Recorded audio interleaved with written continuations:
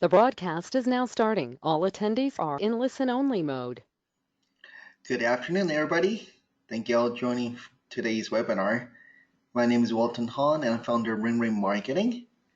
And today, I would love to go over the basics of social media. But most of you on this call are our existing clients, and most of you are pretty advanced already. So I'll go over basics, but all the way to pretty advanced stuff that you can do on your own. And as always, these webinars, they're meant to educate you, not to sell you anything. So there's zero selling involved, so you can relax and enjoy the class. And also very, very informal. If you have any questions, feel free to type in the chat box, and we'd love to answer your questions on the spot or towards the end. And we'll get started. So the agenda for today is I'm going to talk about why social media. And I'm really going to introduce a few terminologies with you. So I'll show you the the journey and also the social media success cycle. And there's 4 quadrants for you to work on to have a successful social media campaign. You got to be doing social listening, social influencing, social networking, and social selling. So you got to be doing all 4.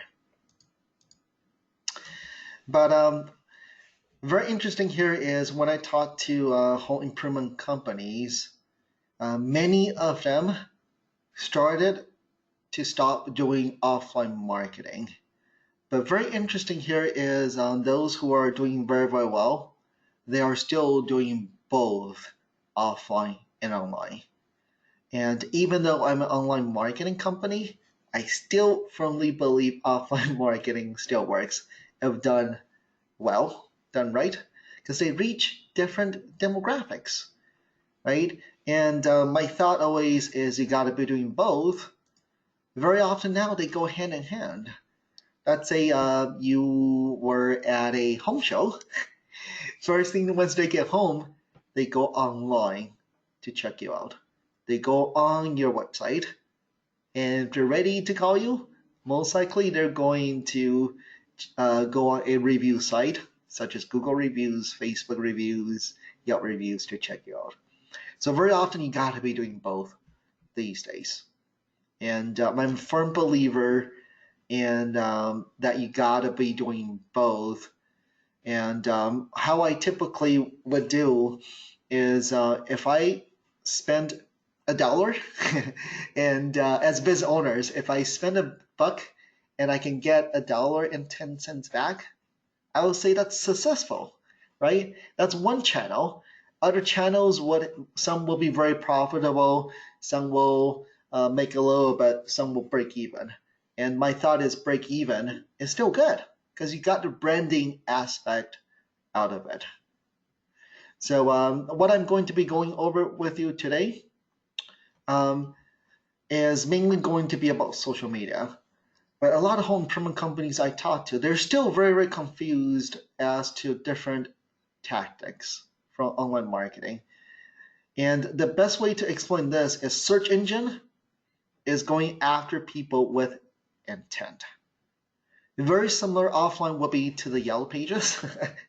I laugh about Yellow Pages, but it's very similar. Let's say in the 90s, if you're looking for a plumber, right, you will flip through the Yellow Pages and look up, you go to P and look up plumbers. You have intent. That is very similar to search engine. When you go on the search engine, you type in, some will say plumbers, you have intent. You're looking for plumbers. Social media is different. Social media is mainly meant for awareness, branding, and getting the name out there, building relationship with the community, and then also to nurture those who aren't ready to buy yet, right? And both are important, right? Both are so important. You cannot just do one or the other. So if I kind of just explain this in the funnel, or a better way to say this will be the customer journey. Okay, so typically what we do over here at Ring Ring is we go after people with intent already. So we are a little bit more dominant when a home improvement company come to us. We'll always typically start with search engine because we're going after people with intent. Right? There's Google ads, there's Bing ads, there's local search, getting ranked in organically. Then they go on the website. And especially, for example, windows and doors, the buying journey is long. It's about 97 days on average.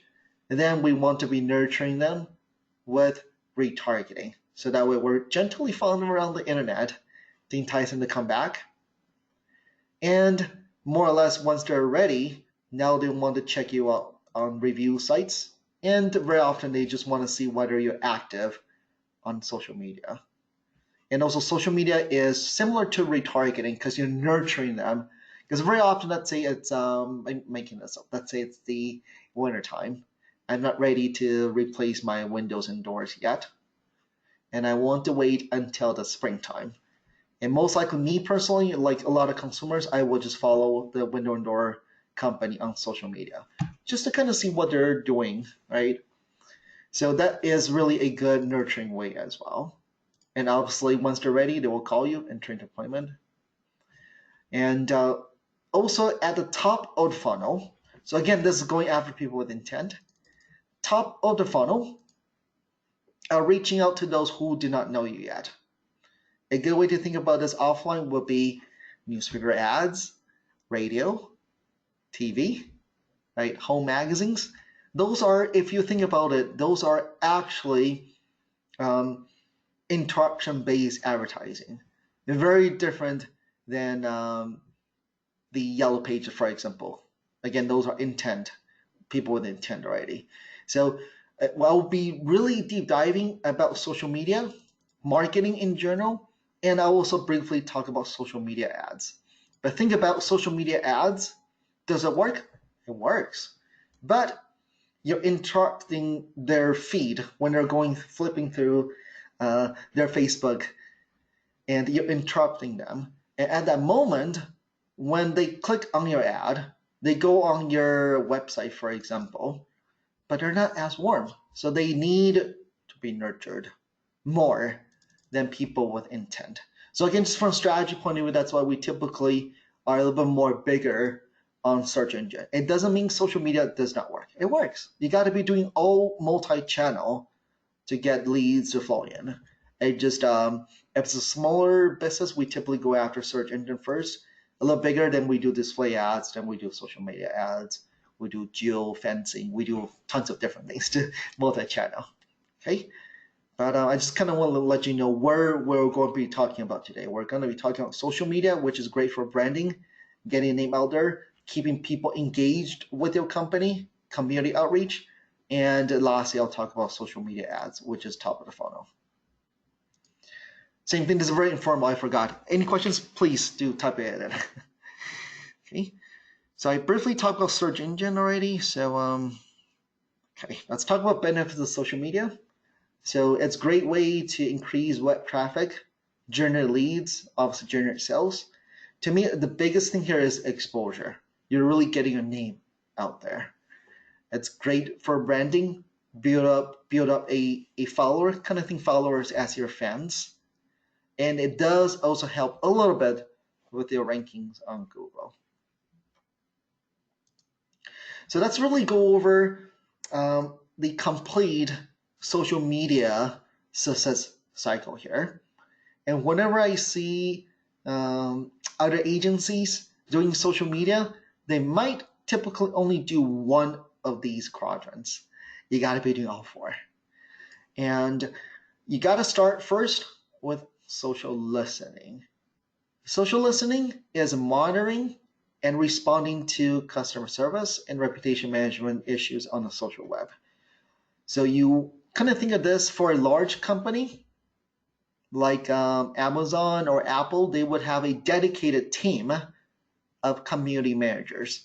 They're just out there looking to see what people are talking about their business. They're doing managing their reputation, increase retention, obviously reduce refunds, and they're out there sniffing to see whether there's any product gaps and content gaps. And I'll deep dive into social listening for sure.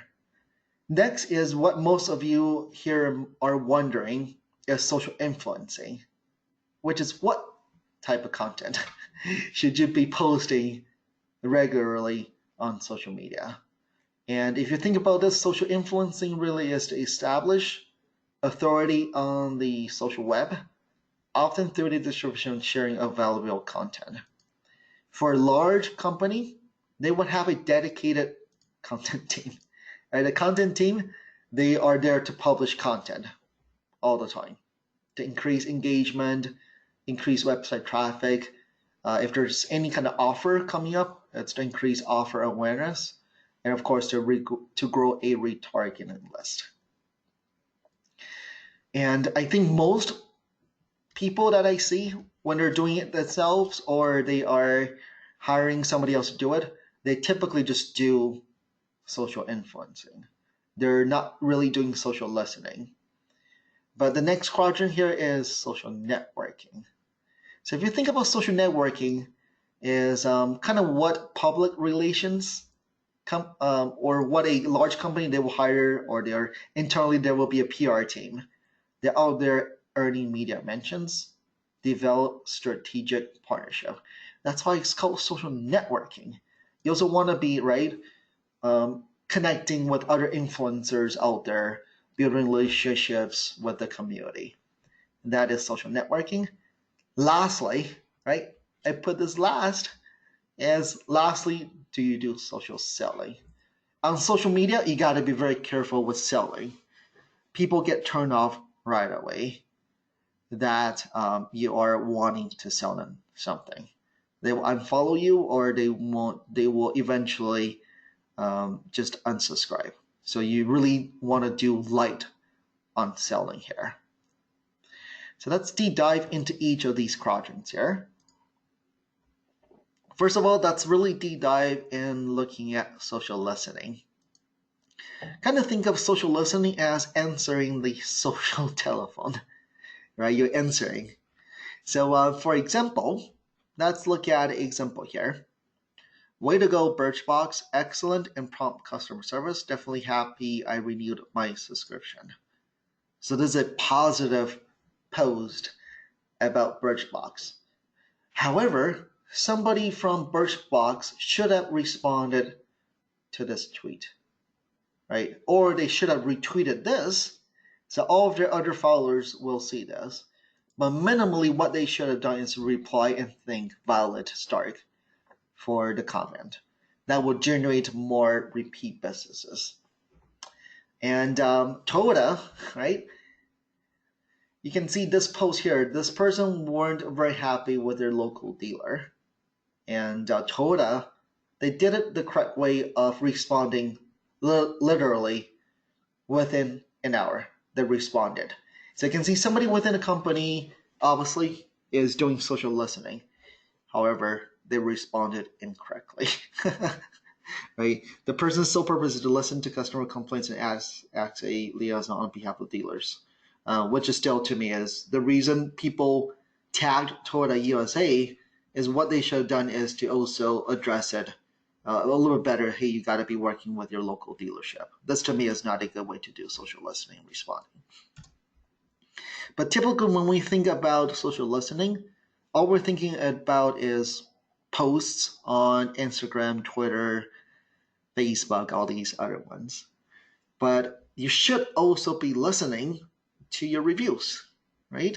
These are feedback for you. And these to me are even more critical. They are your Yelp, Facebook, and Google reviews. These are much more important. You got to make sure you're responding to these as well. So really is you got to be managing your reputation, the review sites, and also listening to your posts anytime somebody mentioned you. So let me give you some example. What should you listen for? And here's 5 ideas for you to listen for. You might want to listen, obviously, your own brand. You want to also listen for your own key employees that's working for your company, and any type of topics pertaining to your business. And you should also be listening for your competition. Right? Anytime somebody mentions your competitor's brand, and also listen for what other influencers in your market, what are they talking about. So let me give you a more concrete example here. Let's look at Apple. If I were Apple, what I would be listening for, first of all, brands, obviously I'll be listening Apple Watch, anything to iOS or iPhone, right?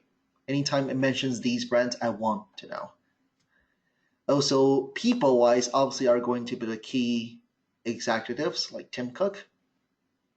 Influencers will be other dominant influencers that's covering, for example, tech all the time, right? John Gruber, Giga, and then competitors. Anytime somebody mention Android or Jeff Bezos, I want to know.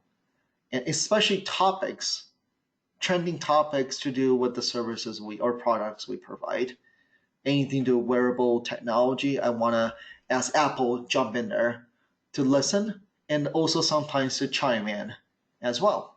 Anytime, for example, somebody talk about wearable technology, I should be jumping in there to talk about Apple Watch.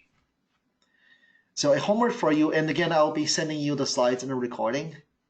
And what I would recommend you do is to really sit down and put in what you should be listening for based on these 5 topics here. And how can you do this yourself, social listening? I would say you might want to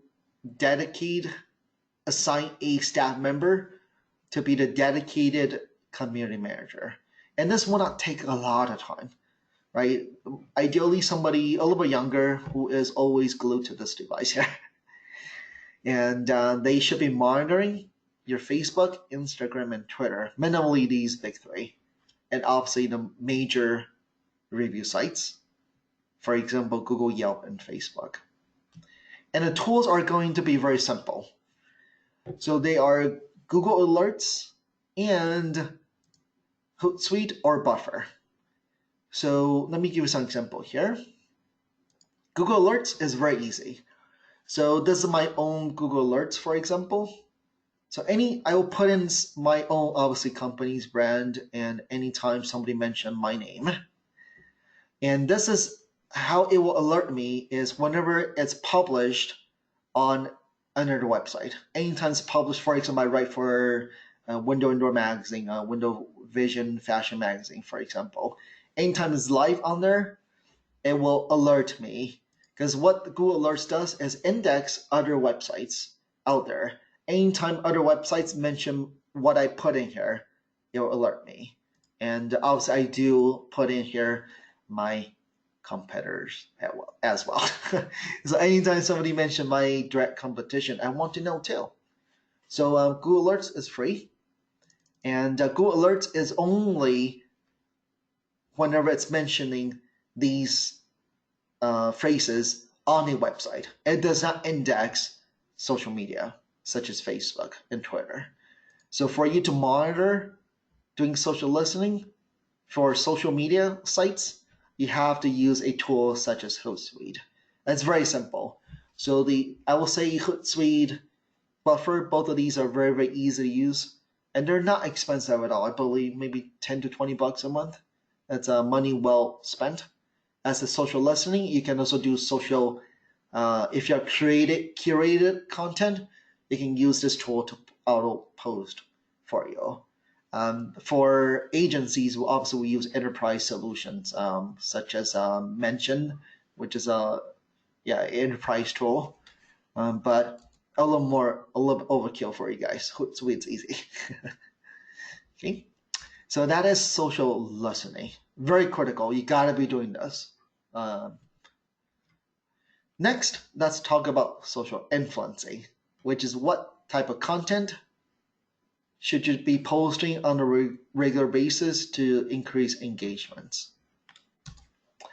So the best way to explain this is to look at what large companies are doing. They do social media the right way. And let me give you a couple examples here. First of all, let's look at Rosetta Stone. We all know Rosetta Stone, they sell language programs. But if you look at Rosetta Stone's social media feed, social media post, rarely, it's very, very rare, rarely do they talk about buy from us. Very, very rare. Because they know their demographics very, very well. And then come up with 5 topics. That's called a topic map. So it knows that those that tend to buy from Rosetta Stone, they love to travel. They love to experience different culture, food, music, holidays, and history. So a lot of posts will be around different holidays, different histories, different cultures. Also, they'll regularly post about learning theory, famous multilingual people, and etymology. So you can see with this, rarely do they have to sell. So if you look at their Facebook page, for example, this is a very, very inspiring photo here. Not a picture of the product and service that they offer, right? And if you look at their Facebook feed, their Facebook post over here, this is a charming village in Alsace, France. There are many activities you can do there: wine tasting, grape harvesting, visiting the typical Christmas markets. But look at this.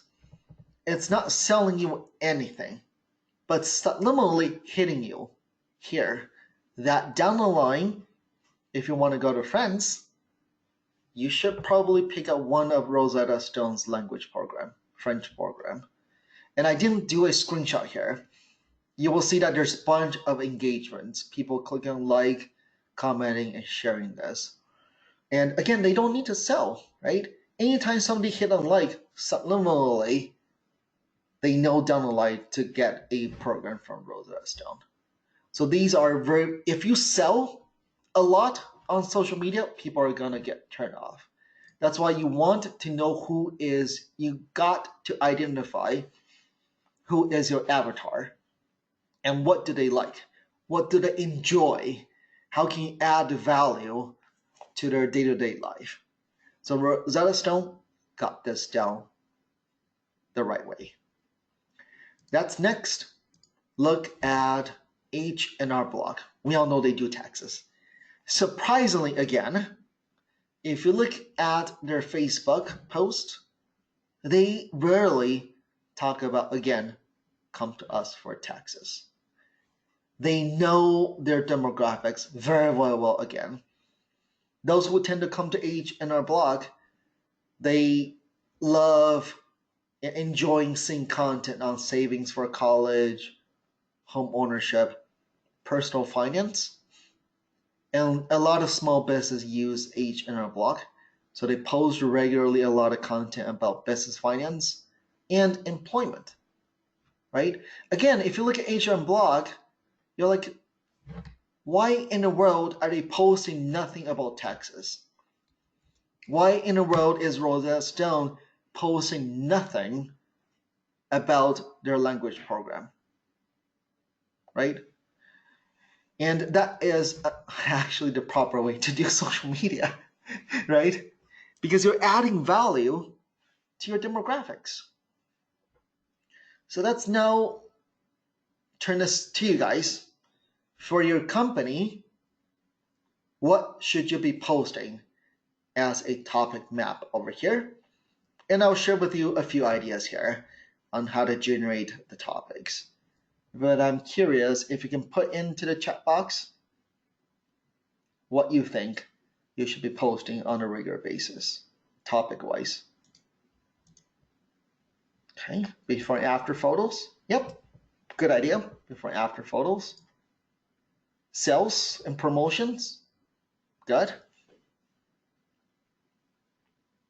Your products and services. Good.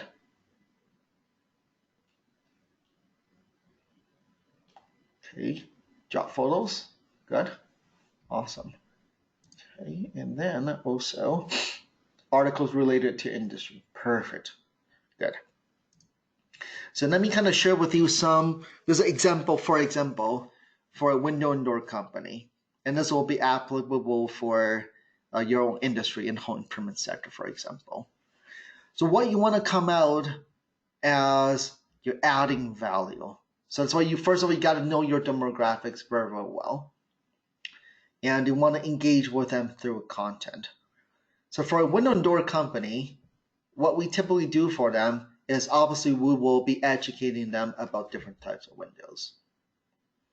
And then we start to layer in other things that's closely related, but not that far off.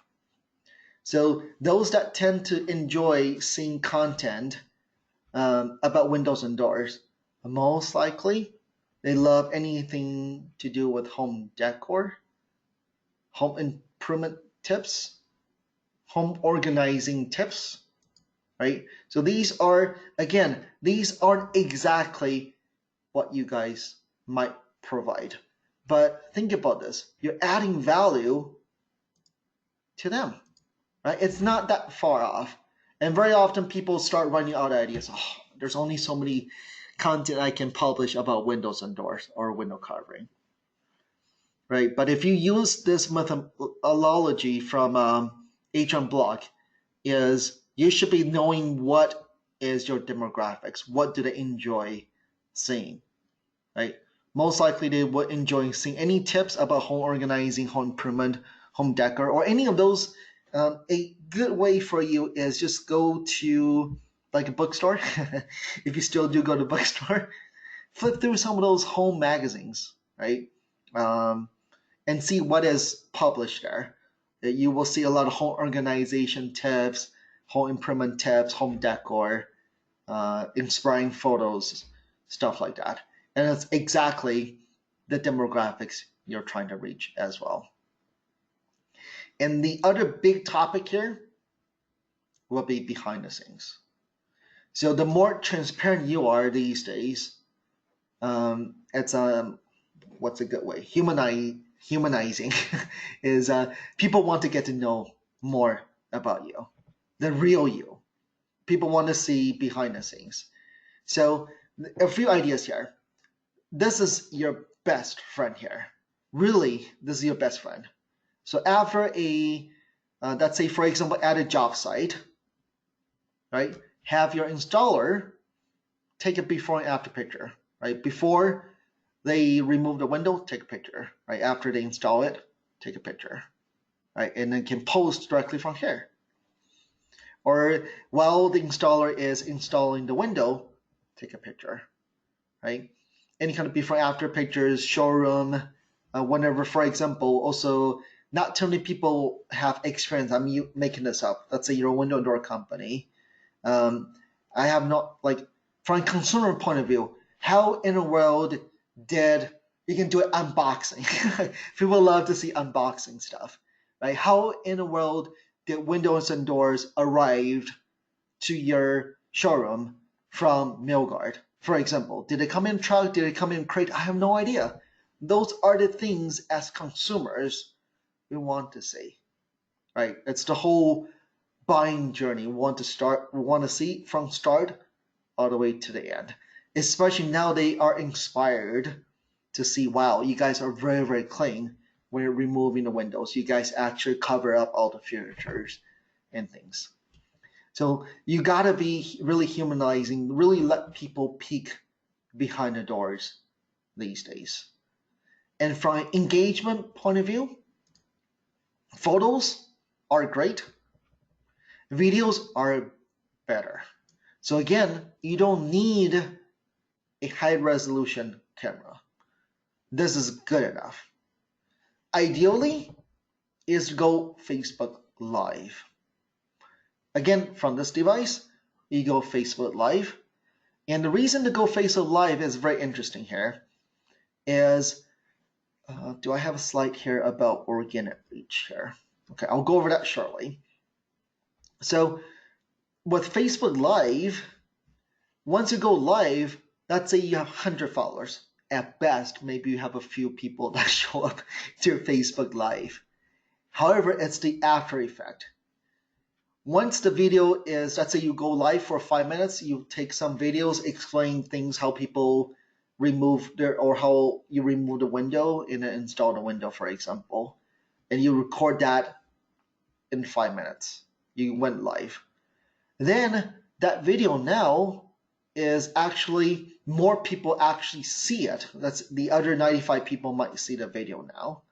In that video, you can also download it and then put it on other social media networks, such as YouTube, other places.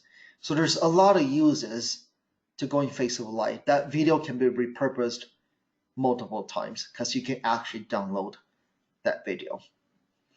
And I know that a lot of you are perfectionists, especially a few of you on here are window covering dealers. You guys are designers. You worry a lot about how things look and feel.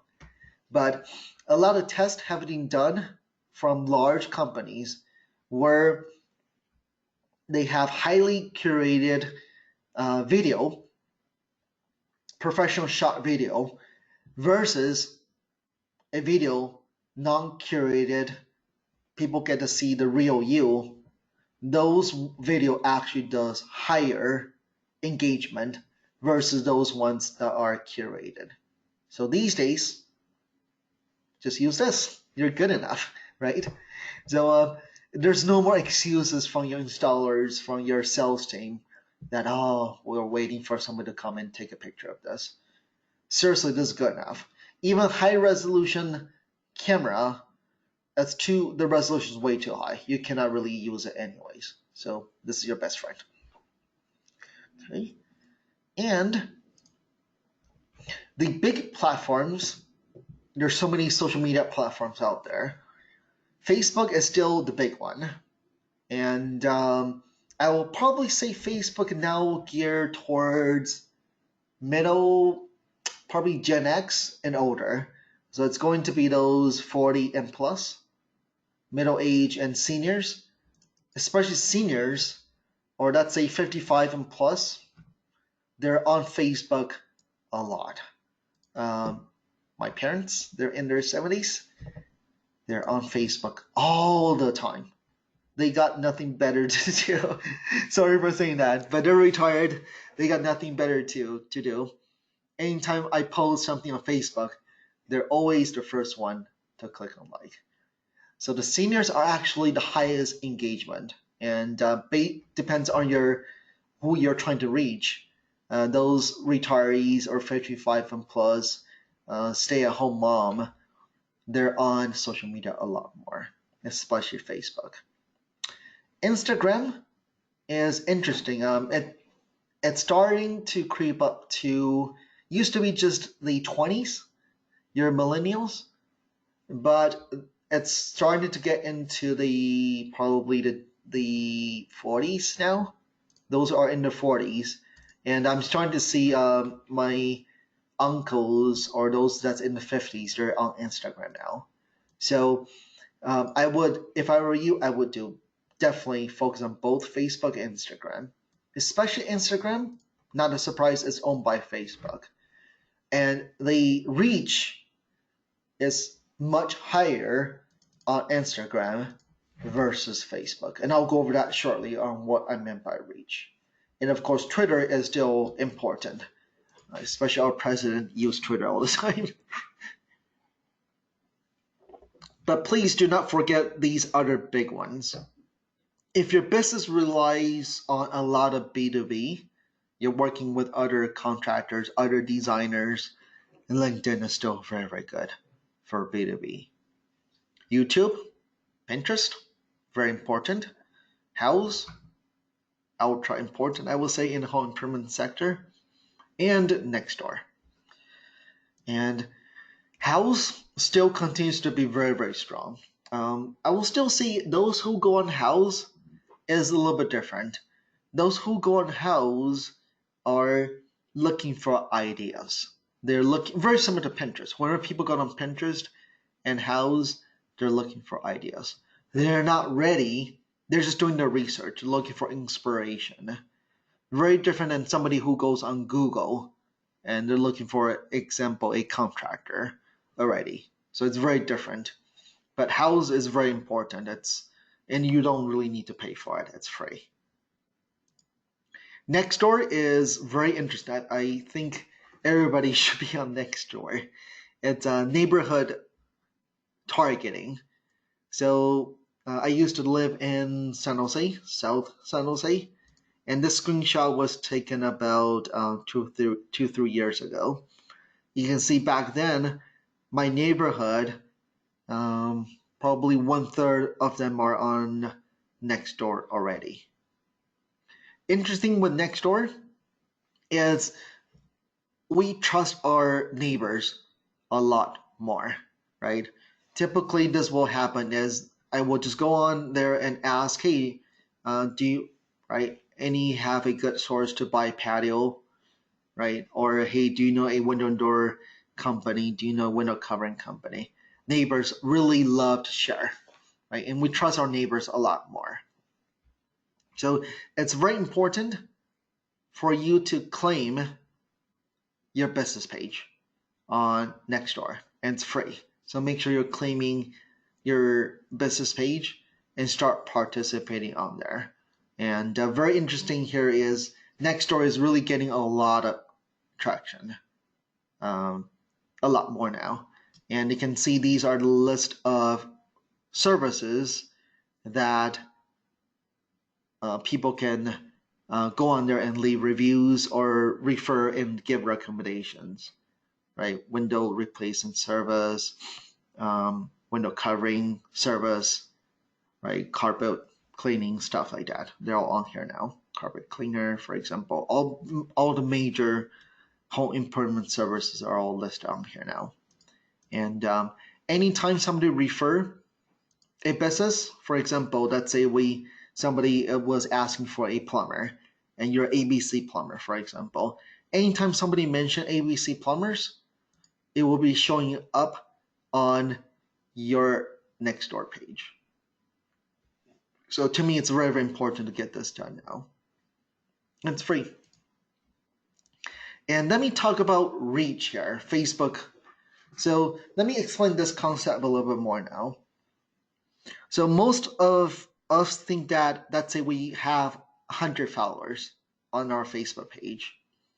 And we would think that anytime I post something, let's say a before and after picture, you and I would think that all of the 100 followers will be seeing your post. But that's not true anymore. In the good old days, yes. Believe it or not, these days, let's say just last year, around this time last year, the organic reach was only 10%. Let's say you have 100 followers, only 10 people will actually see your post showing up on their feed. That's it. These days, I actually look up the latest stats right before the webinar. It's actually, unfortunately, only down to 2 to 3% now. Very, very little. Only 2 to 3%. Right? So Facebook is really favoring, the algorithm is favoring friends and families post versus those with business intent. So for businesses, obviously as a friend, a personal profile, I cannot buy at, right? I cannot buy my placement so all my friends will see that I am eating at this restaurant, right? But for businesses, that's why they want you to be boosting the post. So that way more of your followers will be seeing this. So that means if you're 100 followers, only 2 to 3% of them will be seeing your post these days. Only 2 to 3 of them. That's why you have to boost now. So that way all of the 100 people will be seeing your post. And I really don't like it, right? But unfortunately, it's a pay to play model. And I wish I can turn that around, obviously not. So now you might all wonder, wow, now I have to spend a lot of money on Facebook now. Just so that way people actually, my existing followers, actually see my post. It actually doesn't cost a lot. Okay, let me show you a few secrets here. You only need to spend. I like to get a poll. How much do you think you need to spend on Facebook on a daily basis? So that way your followers will be seeing your feed. I'm curious. Let's get a poll here. How much? Okay, $10. Oh wow. Okay, $10. 20. Okay. $30. Oh wow. Okay. Good. A good wide range here. Believe it or not, you only spend $1. That's it.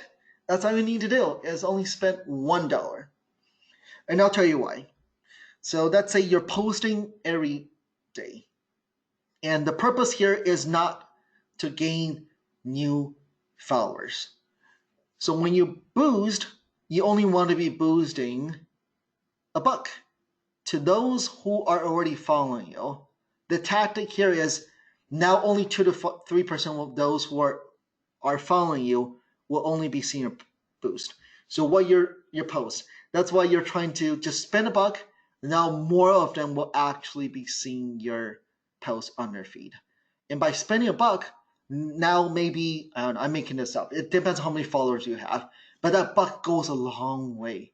Now instead of 2 to 3%, now maybe 50% of people will be seeing your post on their feed.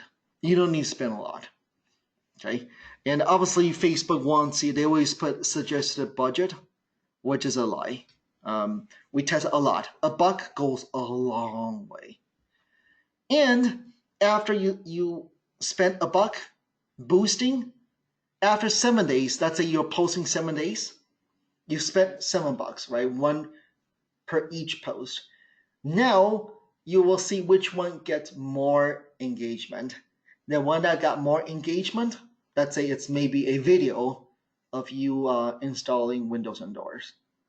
Now you spent a little bit more, maybe like $5 to boost that video. Now when you boost, you want to now boost to people who aren't following you yet, because you know that video did well. Now you want to boost that to those who do not know you yet. And very interesting here is when I talk to business owners or marketing managers, they always say, oh, our post, nobody is clicking like. Or we'll hire the agency. They've been curating content for us. Nobody's clicking like. And this is the reason why. Because only 2 to 3% of people are actually seeing your post. Unless you spend money to get your existing followers to see your post. Even if it's the best content, nobody's seeing it. This is very depressing, right? So don't blame your marketing manager. Do not blame your agency that you haven't been seeing a lot of engagement. It's because of the organic reach is so low these days. Okay, so do spend $1 a day and to get more people to see your feed. Okay. Okay, let's see how we're doing on time. Oh, okay, let me move a little faster now. Next, let's talk about social networking. Social networking, again, is what PR does. Public relations, they're out there building relationship to earn media mentions and do business development stuff. So for example, for a home improvement company, you might want to build relationship with local authorities like Chamber of Commerce, other manufacturers, other journalists, other major influencers, associations, your local NARI chapter. Let's say if you sponsor any little league, right? Things like that. So you want to be networking with them. And that's how you do this. First of all, once you identify who you want to connect with, next is you want to obviously connect with them. Let's say it's on Facebook. You use your company page to connect with them. Now you want to get involved. Anytime they post something, You want to click on like, you want to leave a comment, you want to be sharing their content. Now, after a few times, they're like, who is this ABC window company? Why are they liking our stuff? Why are they sharing our content? Now the rule of reciprocity will kick in, right? Now they will be sharing your content. They will now liking your content, leaving comments. That's how social media works. That's where things go viral. So a homework for you is kind of identify who are other influencers that you want to connect with, right? Any potential partnerships, right? Could be other builders if you want to get a builder to get a I don't know, more commercial jobs, for example, right? Connect with them, right? This is well worth your time. Lastly, that talk about social selling. You can see I put social selling last, okay? And again, if I go back to the funnel that I drew over here, we were basically down here, social media, right? Because they must have a reason to follow you already, right? Somehow they found you somewhere up here, or their friends liked your post, now they see it. So they're a little bit closer to the buying journey. I would say this middle of funnel. With Facebook ads or any kind of ads, it's really is going after cold traffic. And it works. I don't want to say it doesn't work. It definitely works. Okay, just different ways of generating leads. And with Facebook ads, typically when we think about social selling, we think about ads. That's not true. You can also sell through content, right? I will still say I will typically err on the side of 90% will be value add content, right? Those are the 5 topic map that you kind of generated. You'll be regular posting of windows and doors, window or it could be home improvement tips, right? And that will be 90% and 10% will be selling, right? Promotions, if you have any kind of promotion, any kind of call to action, that will be light, 10%. And ads are different, right? Ads are targeting, you can target existing followers or new leads. But this typically is, again, pretty much interruption-based advertising. With Facebook ads, for example, you can really, if you know your avatar, your demographics very, very well, you can really narrow down to, for example, those who live in a high-end zip code, who is a homeowner, who likes, for example, I don't know, I'm making this up, loves Fleetwood windows. They follow Fleetwood windows. It's a high-end stuff. Or love Hunter Douglas again, right? You can just specifically target those folks. And once they, right? And with Facebook ads, you can have different objectives. You can do awareness, you can do consideration, you can do conversions.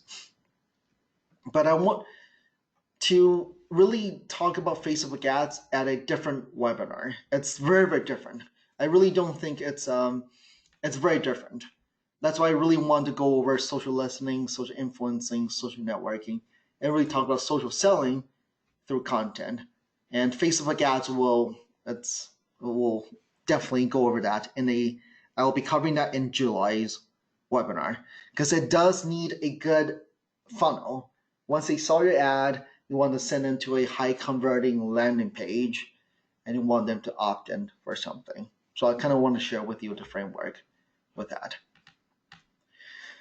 Okay, and the thing with Facebook ads is you got to make sure you're collecting their lead, right? Once they click on your ad, they're brought to a landing page. You want somehow to capture a lead.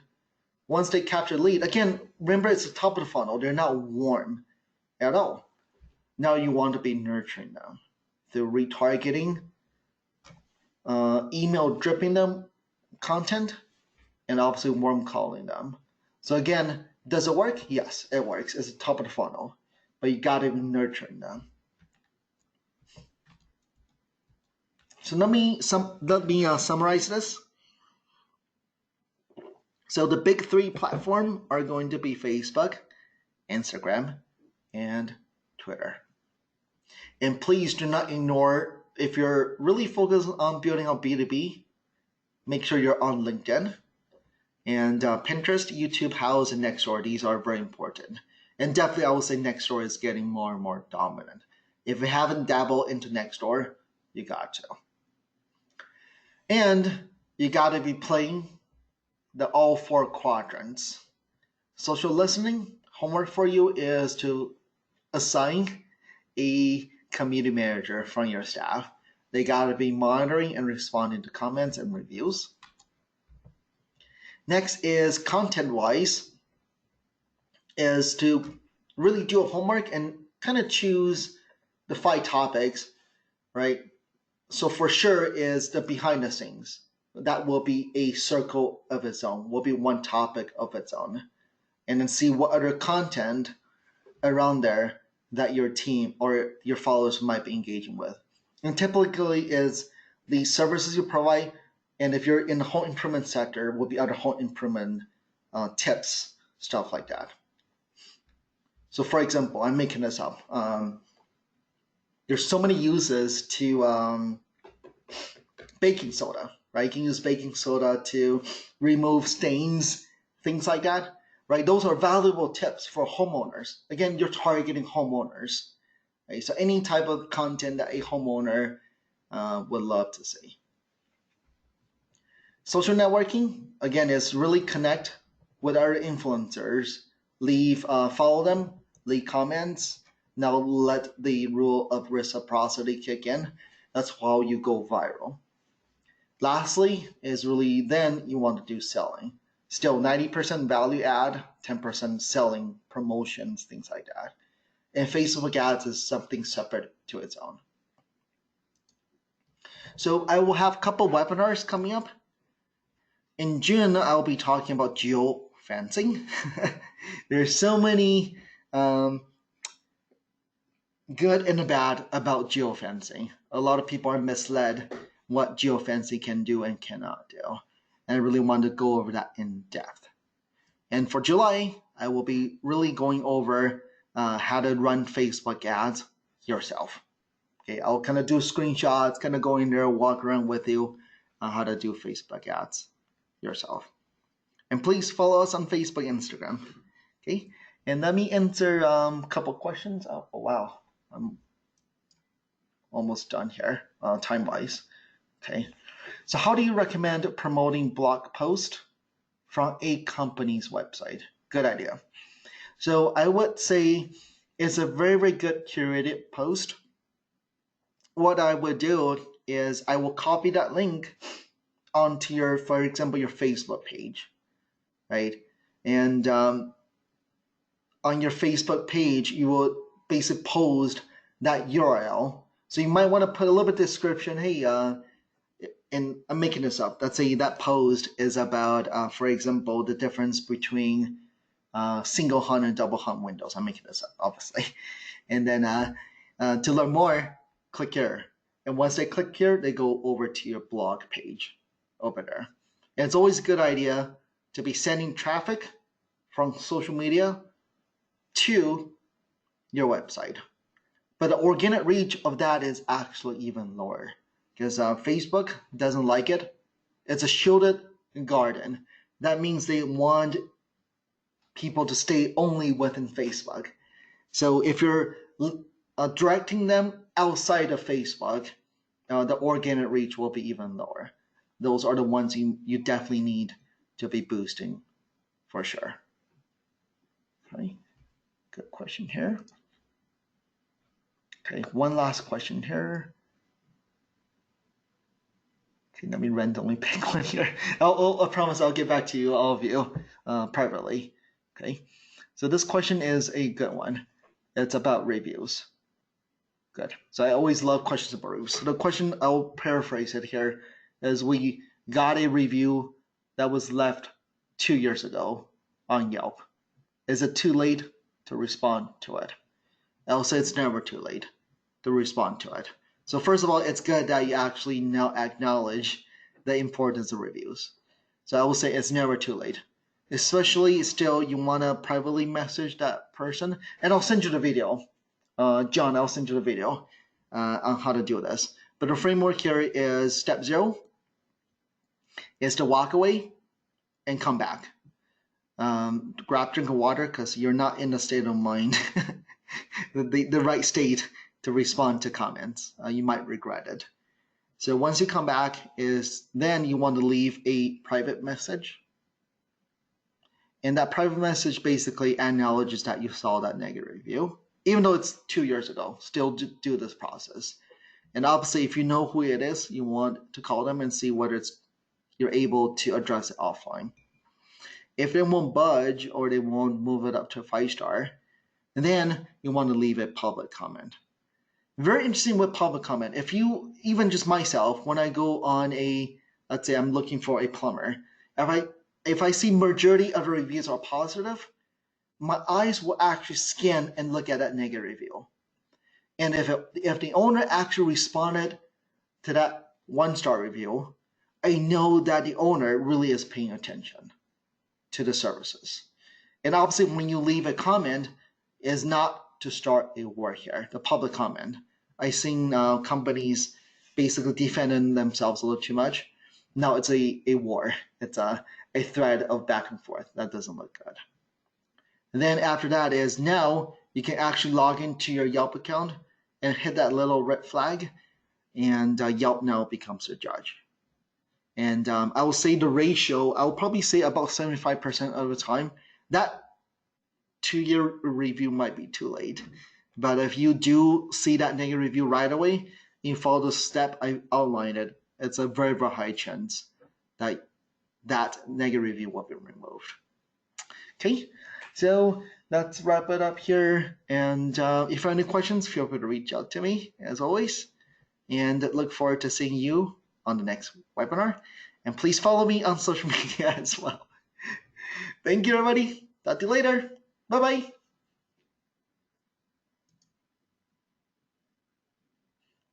Oh, Melissa, I'll send the video.